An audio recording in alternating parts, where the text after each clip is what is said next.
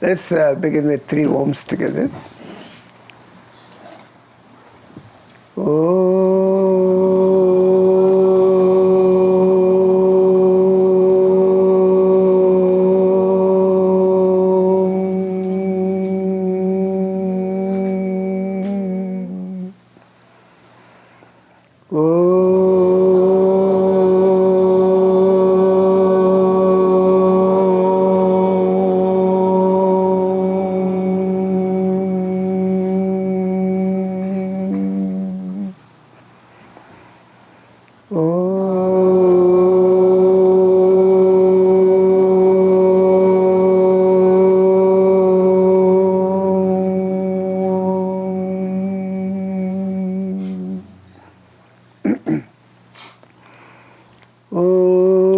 Sahana bhavatu, sahana bhunaktu, sahaviryam karavavahai, tejasmi navaditamastu, ma vidvishavahai. Om Shanti, Shanti, Shanti.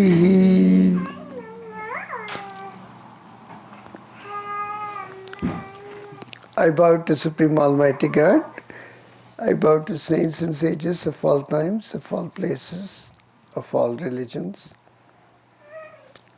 I bow to our exalted lineage of Kriya Masters, to beloved Gurudev, Paramahamsa Hariharanji, beloved Guruji, Paramahamsa Pragyanji. I bow down to the divinity within you all.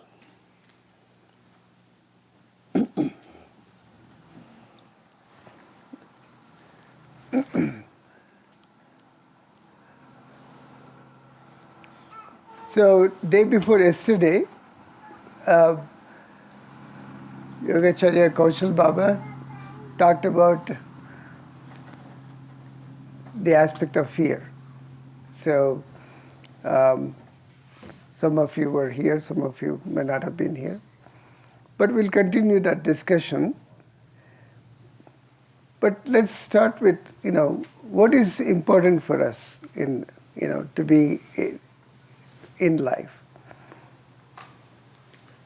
This is a question for all of you. Happiness. Happiness. Peace. Peace. Connection. Connection. And what connection? To be with other people or with God? Okay. Connection with God and other people. Anything else? Purpose. Couldn't hear you. Couldn't hear you. Purpose. Purpose. Okay. How about healthy? We all want to be healthy too, right? So we want to be happy, healthy, peaceful, connected. So those are the things that we talked about here. So, but what comes in the way of those? What comes in the way of happiness? Desires. Sorry? Desires. Desire, attachment, anger, fear, jealousy, aversion. So there are various different aspects. Why do these come? Why do these things come into our being? I mean, this is not natural for us, right? Our natural thing is to be happy, to be healthy, to be peaceful, to be calm, to be loving, and so on. We don't want these negative qualities, but we do get it. We do get those. So these animal qualities, these are animal qualities because, because they basically are, detracting you from your inner being, inner happiness, inner calmness. There was the story that you might have heard about Guruji mentioning. There was this person who was a beggar in the front of Puri Jagannath Temple. Puri Jagannath Temple is in the state of Orissa in India, right? So he was a kind of a different kind of a beggar, if you want to call it that. He was not your usual beggar who would just take money from everybody, right? So people, of course, would try to give him some money, and he just would give it back to them. He said, I don't want it. So kind of strange behavior. So he was doing that. Somebody observed that, and he was watching him, and he kept on doing this. And then he noticed that he gave the money back with many of them, but then, an old woman came and gave him some money, he took it. He didn't return. So some people, he made exceptions. So he said, okay, so he took the money. So this guy got really curious as to why this is the case, right? So anyway, after that day, he just, he finished his begging routine, and he just went and, took the money, got some food, and he went away. So this man who was observing was curious, and so next day he wanted to find out. So he waited for him to come. So he came, and he again started doing the same thing. So he slowly came to him. I said, I noticed, you doing this. He said, how come? He said, none of your business. Go away. He said, no, please, don't be upset, but I just want to know, why are you returning some of this money, He said, well, I'd like to give you something to see, about this. So he asked him to sit next to him. So he sat next to him. I don't know what he did. So then he said, just notice people now coming. He noticed some people were eagles. Now he started looking at people. Some people look like eagles. Some people look like lions. Some tigers, some bears, various animals. He was basically returning whoever was animalistic looking, or in that perception was coming, he would give back their money. He said, I don't want to take money from these animals. Only I want humans to give me money. And so until they have become humans, I won't take it. So that's the reason, that he was just taking only from selected people. But this animalistic qualities, right, comes to us because we have evolved. We have evolved from potentially from inanimate to being, to becoming plants, from plants to, different stages of animals, and then finally humans. We have evolved. Of course, all this evolution has happened, over many lives, right? And so it takes a long time. So that animalistic quality doesn't go completely. There is that, remnants of that animalistic quality to a greater extent or to a smaller extent. It just remains. So that's why, not everybody, for example, you all have come for meditation, you all are, sincerely meditating or trying to meditate, trying to put your effort to meditate. But, you have succeeded to whatever extent you have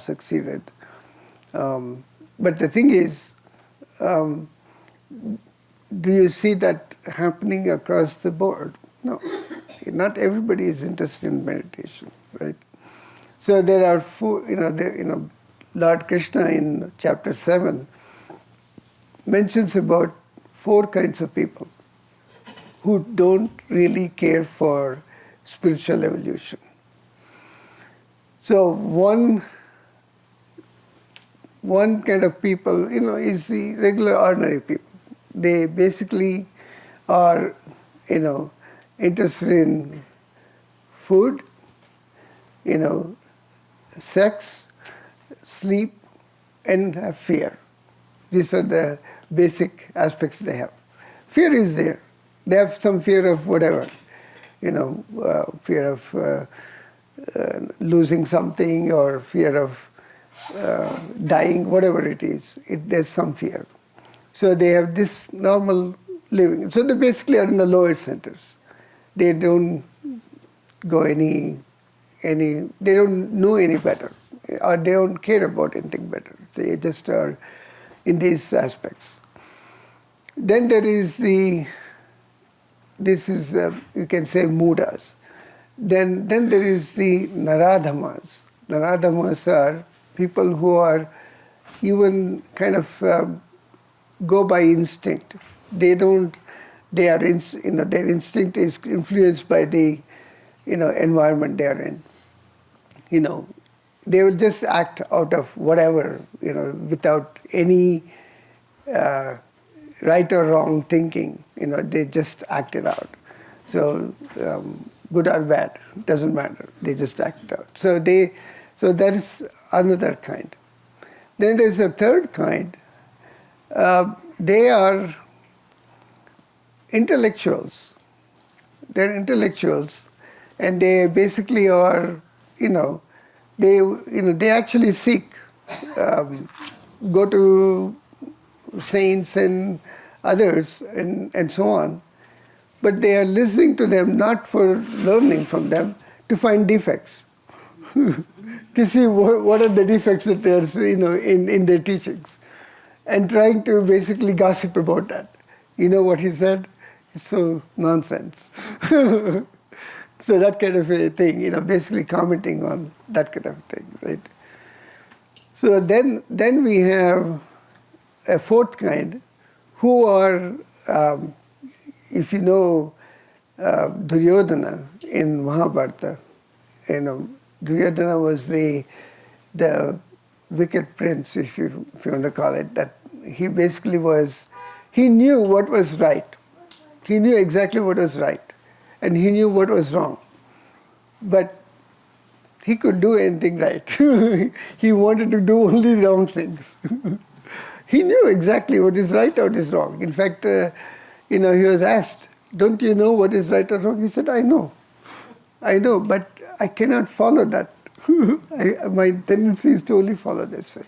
So they're really wicked and wild people. So they basically want to do the negative things, do the hurting, etc. So that's the nature of these kind of people. So now coming back, to all of us, right? So there is some animalistic quality within us. There are 3 qualities, animalistic quality, which I told you already, remnants that we have. Then we have a rational. So the animals are basically instinctive in nature. So they act based upon, the particular instinct, whatever it is. Then the second aspect is the human, or rational beings. So from animality to humanity. So humanity, basically it's the rational beings, and they have a discrimination of right and wrong. There is a rational thinking as to what to do, etc. Then there is from there a third kind, which is the divinity. So that the third aspect is the divinity, where you are basically more intuitive, more tuned to the divine, and very careful in terms of, it's not just the rational part, but you also see an intuitive aspect added to that rationality to see what is the right thing to do. And based on that, you perform those actions.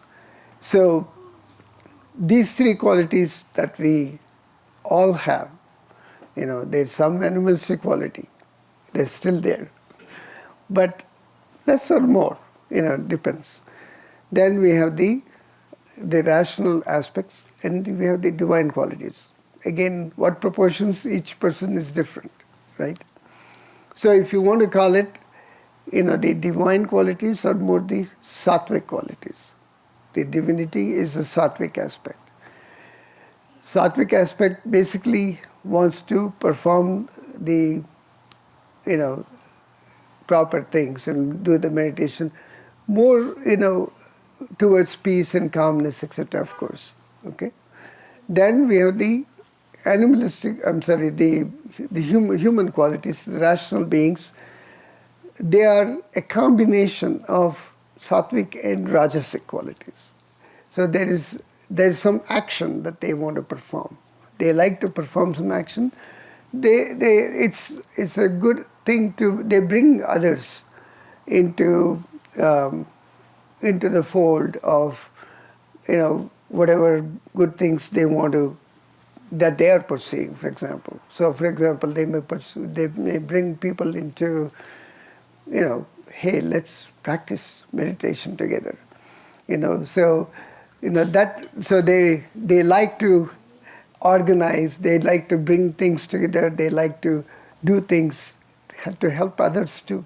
So, not that the sattvic people want, they also like to do that, but they keep more to themselves. But the rajasic aspect brings in that action to bring others into the fold and to get more people involved, etc., that kind of a thing. Then there is the animalistic quality, the tamasic quality that people are afflicted by. Now, there is, in the spiritual texts, there are these animalistic qualities, because our topic is fear and jealousy, right? So we're going there. So if you look at the animalistic qualities, so a little bit more detail, they are like what is called noose. They're nooses. Noose, noose. That's something that holds you back. Now, if you go to animals, right? We typically, domesticated animals, we tie them. A dog has a leash, a cow has a noose that is tied somewhere. Everything, domesticated animals have a noose. So there's a restriction that you're putting on them, in order to get control over them. If they are wild animals, of course, we put them in cages, if they are around us. Otherwise, they are roaming wherever they are. And we keep them away from them. So similarly, of course, if you find animalistic qualities in somebody, what you do is exactly what you would do with wild animals. You keep them away, if you can. So keep them at a distance. So, but coming back to these nooses, there are 8 nooses that is mentioned. So one noose is called lajja, or shyness. Shyness is also a noose. There is a limitation, because you're basically, being shy to act, shy to speak, shy to do things. That shyness itself is also a noose. There's a very interesting episode. There was Lord Shiva, who had several disciples, and he was teaching these disciples to get over all these various, animalistic aspects. And he wanted to test them. One day he wanted to test them. One of the disciple his name was Rama. Not Lord Rama, I'm not talking about that Rama, different Rama. So he is Rama. So, of course, Lord Shiva has taught everybody that you have to do the right thing, even if the Guru says something wrong, you don't follow the Guru in that case. You basically have to analyze, is this the right thing to do? You don't follow the Guru. So, anyway, so he puts them to a test. He tells them to do something immoral. So obviously Shiva is just a test. It's not that he wanted them to do. Now the other disciples they knew it was not something right to do, so they just bent their head down. It kind of became shy about reacting to what he said. But this Rama, he said, he got up, took the axe near Shiva, hit the Shiva himself on the head. How dare you ask me to do this? So the others were like, oh my goodness, what is he doing? But next moment, Shiva was very happy. He said, now you have learned my lesson properly. So he gave him the axe as his gift. He said, this is your axe now. And he became Parashurama. He started, you might have heard the name Parashurama. The Parashu is that axe. See, he carried that axe, and it's a divine axe, not an ordinary axe. So it is a very powerful axe. So, in fact, he used that to vanquish a lot of people later on. So that is Lajja, where he had overcome Lajja, and he didn't even care that it's a guru who is saying it. He just, went and punished him for that. Then the next aspect is Grina. Grina means hatred. I think that's fairly understood, Grina aspect. The third aspect is fear, bhaya. Fear, fear has different aspects, but we'll come to that. I'll just finish the 8 nooses. So fear is the third one. Then we have a fourth one, which is krodha, anger. Okay, so krodha or anger is another one. Of course, again, it's self-explanatory. You know what anger is. Then the fifth one is mentioned as, it has different names. Matsarya is one, Jugupsa is the other name. Jugupsa is jealousy, or Matsarya is jealousy. Jugupsa is like basically intolerance. Basically, you don't want to deal with this particular person, that kind of thing. But jealousy is where basically the person is jealous of what that person possesses. Okay, so that is the jealousy. Obviously jealousy comes out of what? What's the root of jealousy? Fear. Not fear. Comparison. You compare. Because of the comparison, you say, there's a comparison. Hey, this person has more money than I have. So I'm jealous of this person. This person has a better family, or, reputed family than I have. Or this person is stronger than I have. This person has higher, power. He is becoming promoted. I'm not getting promoted. That kind of a thing. So there is that aspect of jealousy that comes up. Is there an intellectual jealousy? This person is doing more meditation. Yeah, there's intellectual jealousy too. So I'm not meditation. I'll come to that. Intellectual jealousy is where you have, this person knows more than I. He is much more well versed. He can quote things, give all kinds of descriptions and everything. That kind of intellectual inferiority complex. That kind of a thing that can come up. Of course, coming to meditation, you have that person who is, oh, this person is advancing so much. I'm not advancing. I'll give you an example of a person. Unfortunately, this happened in a retreat. So, and that's why I tell people not to disclose their experiences. So, this in a retreat, something like this. We used to do it in a place called La Forêt, towards down in Colorado Springs. So there, we had a retreat with Sri Guruji, and then Bhadrari Baba and others were there. And so there was some discussion that was happening, and in that discussion, one person started telling about, his experiences. So I'm feeling this, I'm getting this, and so on and so forth. So, and then when the lunch break came, one lady came to us crying. So, to me and Bhadrari Baba.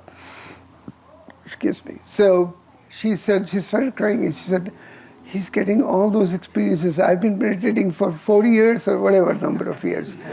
I'm not getting any of that. How come?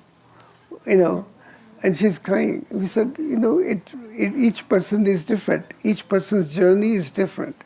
Whatever it is, don't, go to, don't just focus on that experience aspect. There's other things that come along with meditation, the calmness, the peace, the bliss even that comes with it. So don't try to just go by specific experiences that the person mentioned. She would not listen. She left. She left the retreat, unfortunately. She never came back. So, that's unfortunate. But you see what happens. That's why I request people not to share their experiences openly. You can share with your teacher and the gurus, but not openly, because then, that kind of a jealousy starts to happen. That kind of comparison starts to happen, and people get really disheartened. So anyway, more to come on jealousy, because that's another topic we have. So then there is the sixth one is Kula. Kula is pride of your dynasty, pride of your country, even pride of your country. My country is superior to your country. My family is superior to your family. That kind of is a certain ego associated with that. Then there is another aspect is the Shila. Shila is, more, again, related to ego.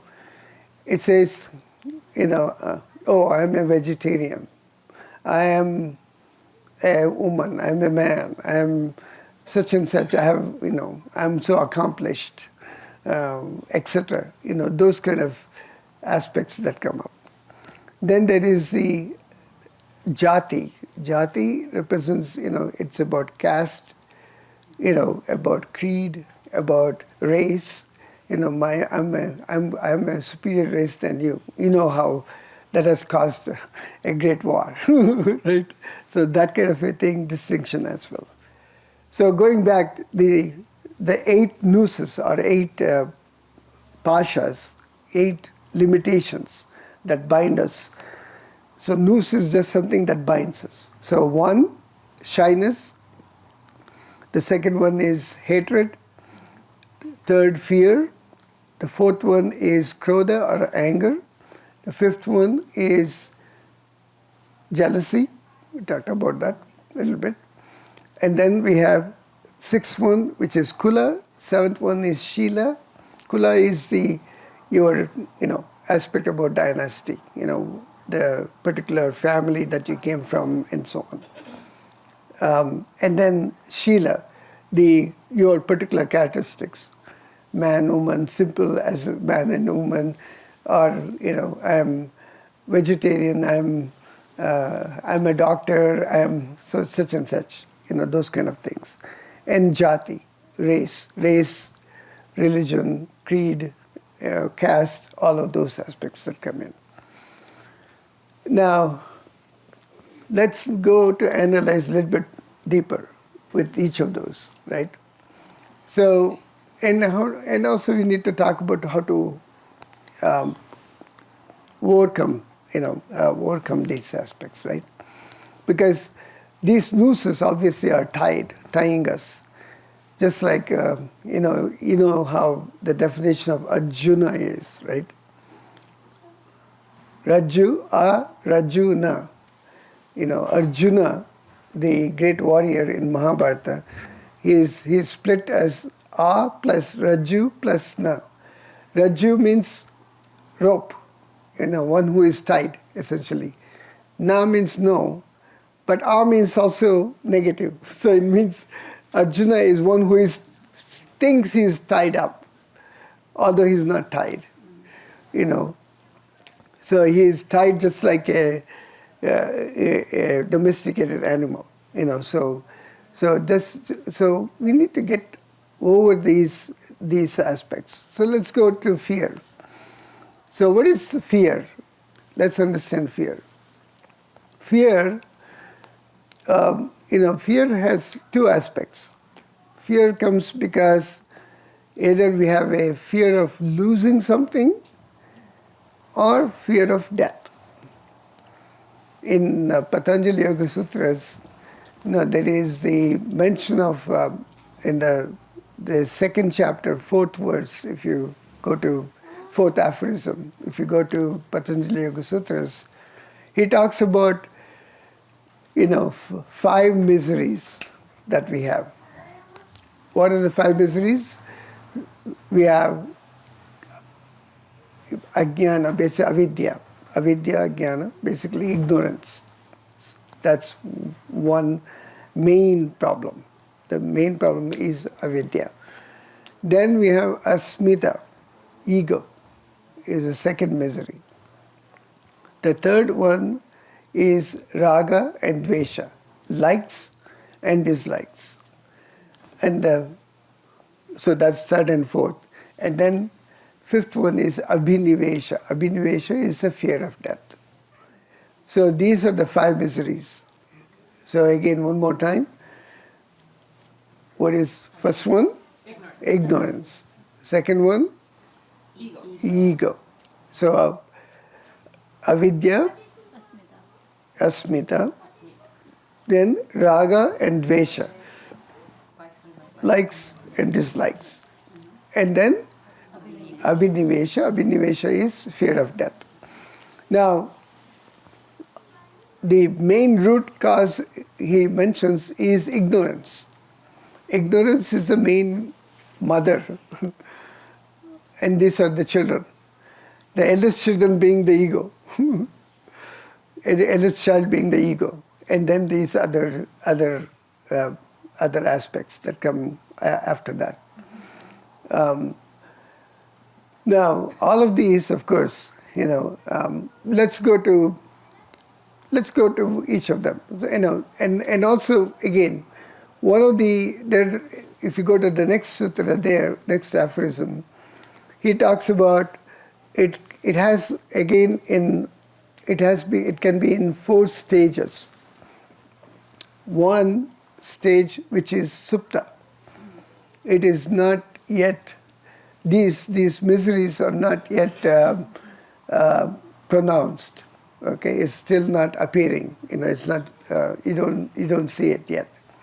That's typically in a child.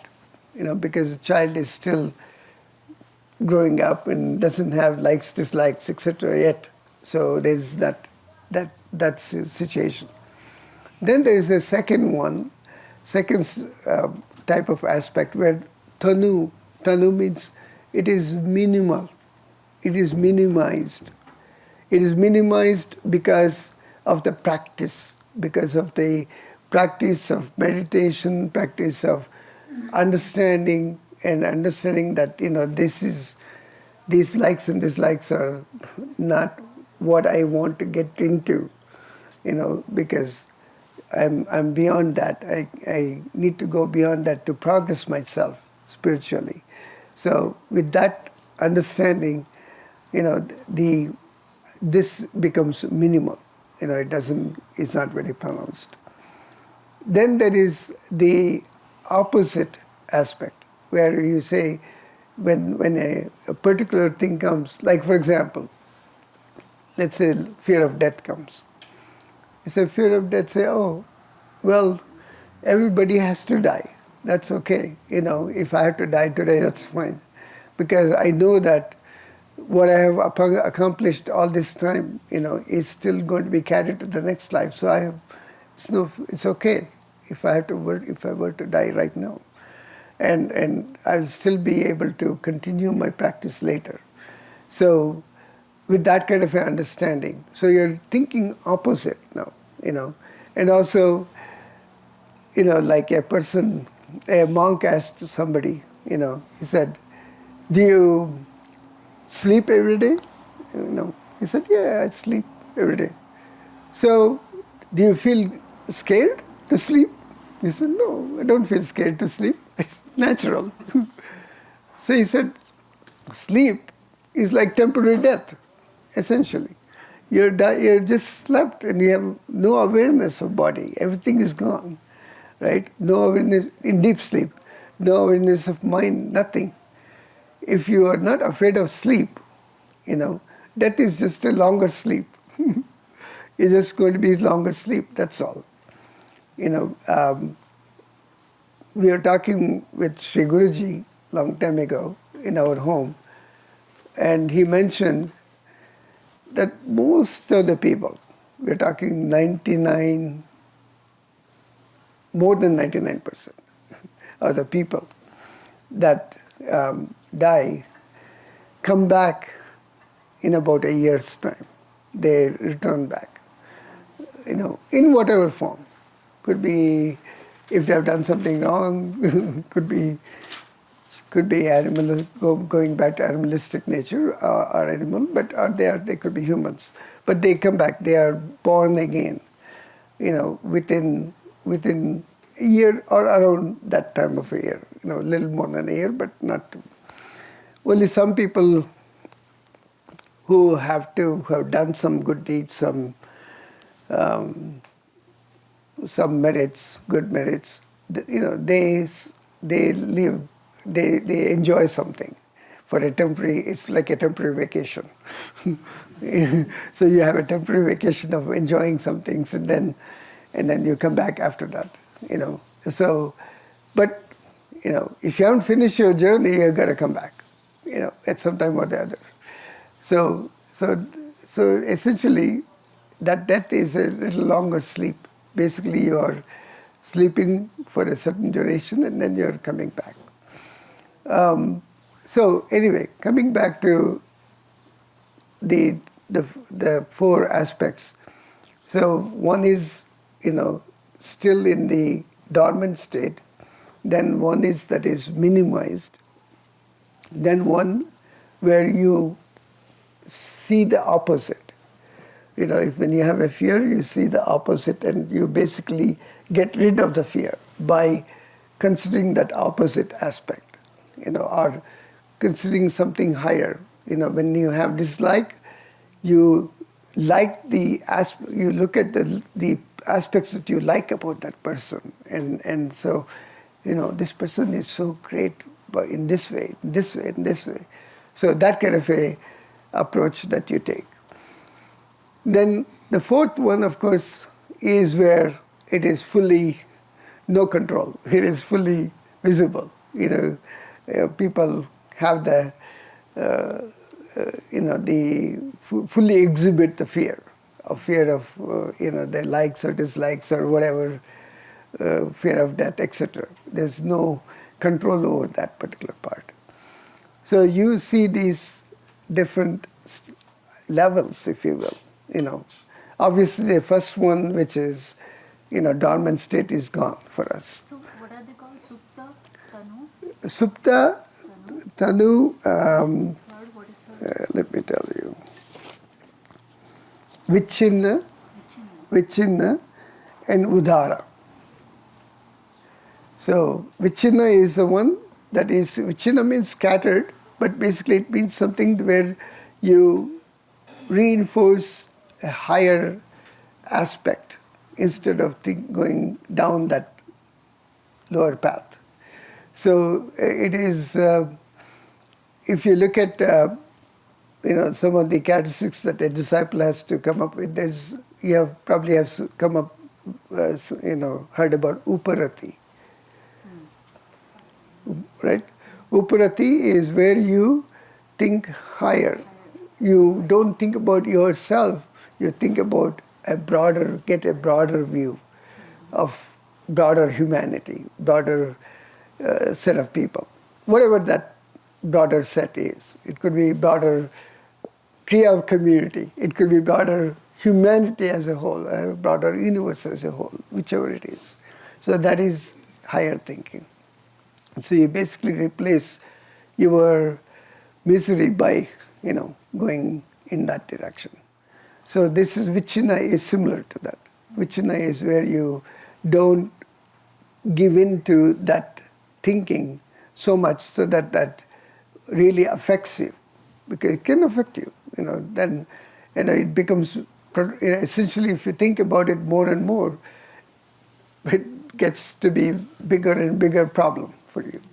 So if you think opposite and go towards that direction, and there are, like we mentioned, if you can keep away from the particular situation or person or whatever it is, so you can do that as well.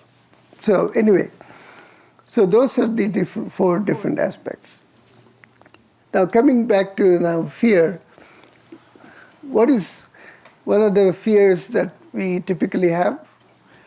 Let's start with the bottom center. The fear of losing money. Stock market is going up and down, all the time. We are worried about the stocks. Then we have the fear of losing jobs. There is the AI coming in the picture. So fear of losing jobs, right? There's that fear. So you obviously need to, we're all rational beings. We need to think about what is it that we can do. If this were to happen, what is it that you want to do? So you want to take a proactive action about it. But, but if it actually happens, now what do you do? So let me tell you my story a little bit. So it was 2015, basically, I didn't expect this, but I was going to be laid off.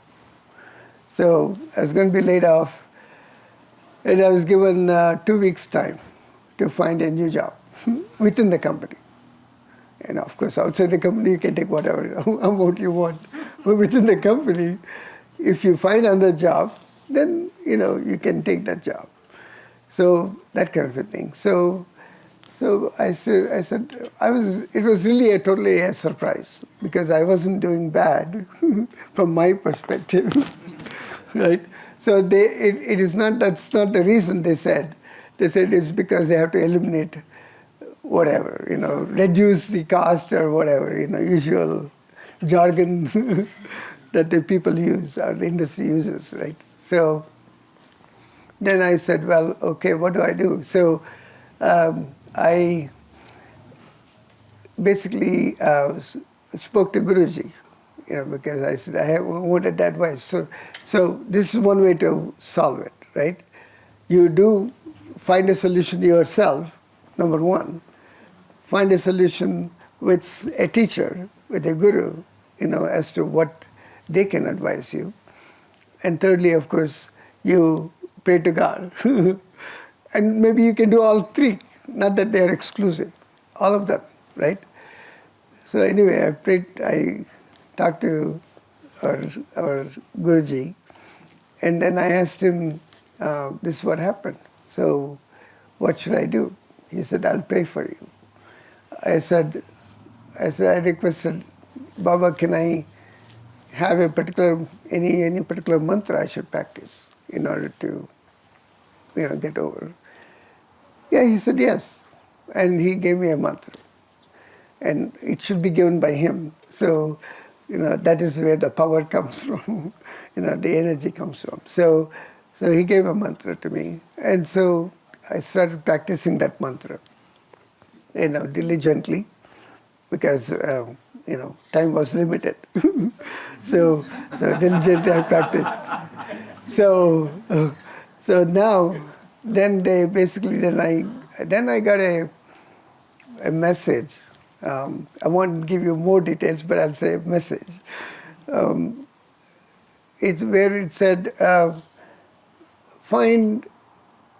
because I was thinking about other jobs automatically, and I was going to go out to find other jobs, right? But, the message came as, look inside the company, look inside. I said, oh, okay. I took that because it was a very powerful message. So I took the message and started looking, So I said, oh, who should I contact? So I contacted this vice president. I said, do you have anything? No. This vice president, do you have anything? No. Then one vice president said, oh, you can go check with that vice president. Maybe he has something. I said, okay. So I didn't know that other vice president. These two I knew.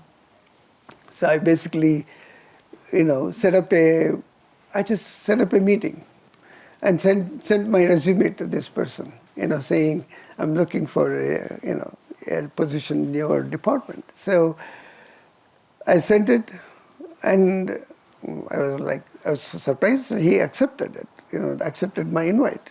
I said, oh, okay, that's good sign. So this is still in the first week, it's happening. So I heard it on Monday. I had the meeting was set up for Friday, and then Friday, I went to the meeting. He said he didn't have any problem. He said, you are very qualified. You can come over. But then he had another, director who was going to be my boss, or VP actually, I should say. He was going to be my boss. So he said, he asked me some questions. So what is the reason that this particular project failed? Because I was involved in that project. It was a little sensitive because I knew the problem, but it was going to be, I'm telling against somebody. I said, well, these are the things that happened, and I gave a little history. These are the things that happened, and I think that's why, it went this way. It is failing. He was happy. Then he said, well, if it was his boss who said, you can come in. He said, if he is good, I'm good. So that was it. So I got a job in no time, in just 1 week. And I went back to Guruji and mentioned to him, Baba, thank you. I already got the job. He said, oh, good, quick. That's quick. So what did I do? What kind of actions did I do? Obviously, I approached a teacher, and I, got the instructions from the teacher, and then, I practiced what he asked me to do. In fact, I had my own practice in addition, so I did more, a little bit more too. I overcame that problem. In fact, I got the best boss possible after that. That job gave me the best boss. So anyway, that's one thing. Then second aspect, if you go to the second center, what is the problem there? You have a loved one, that you lose. Your fear of losing somebody. Could be a father, could be a mother, could be an uncle, could be a child, whatever, depending upon the situation. So there, that fear of losing can happen, right? And that fear of losing may not be, maybe sudden too, which in my case happened. So, for example, my mother was sick, and she was in good health. Um, you know, 2016, January 1st is her birthday, and she was in good health, and she was doing well. But then she got something, like a cough or something, some condition that she had, and she told me that she didn't have this any time in her life. I was surprised. She was 86. In 86 years, you didn't get a cough and cold? I was a little surprised. You must have gotten. So, but anyway, she was being treated for that. But then, which totally unexpected, on the 7th of January, she could hardly walk to the bathroom. I had to literally, me and my brother had to help her to go to the bathroom. You see what happens when the process of death is very interesting, and it starts. The birth goes top down, the death goes bottom up. So in other words, you lose the first aspect is you lose the sense of, what is the bottom center correspond to? The sense of smell, right? So the sense of smell goes away. Then the sense of second center, sense of taste goes away, sense of sight goes away, then sense of touch, then sense of hearing. So sense of hearing is the last one to go. But anyway, she had very unusual. She couldn't even go to the bathroom and by herself. She couldn't even walk. So I was surprised. But immediately after that, once we got her to bed, she passed away, just like that, so quick, completely, total surprise.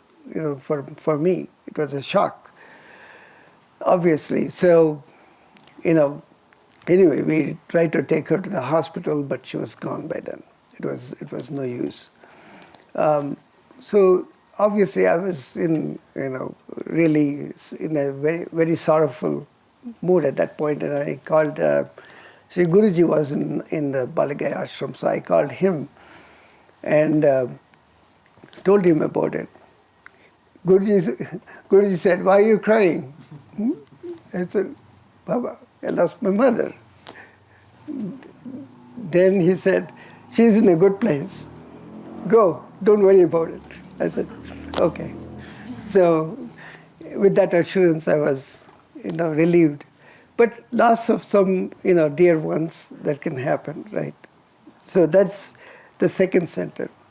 Then navel center, loss of health. Loss of health, because especially we know COVID. We have experienced COVID. With the COVID, people, I lost an uncle during the COVID period, So, lots of people have lost a lot of their relatives. But again, what do you do there? We have, of course, our meditative practice gives you Mahamudra, which helps you tremendously.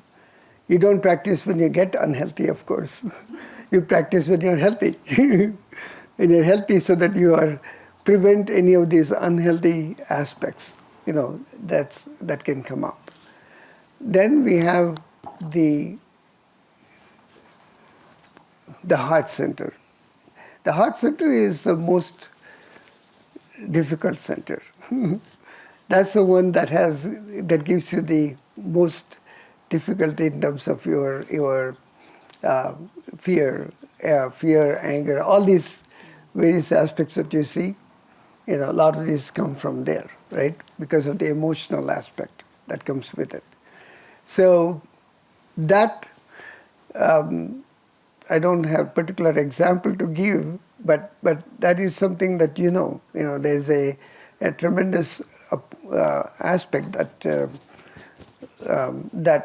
emotions that come up that you have to overcome, and this is, and again, this leads to gossip and other things, because typically what happens is when you have that kind of emotion, you don't seem to control it, so you seem to share it with others, gossiping about it, talking about it, trying to get sympathy from others, right? That kind of thing, or getting people to agree with you, so that, and then what happens? The person who is agreeing increases your because he is agreeing, and so you think you are doing the right thing, and you go further in that direction. So go deeper and deeper into the pit hole. So that's what gets into.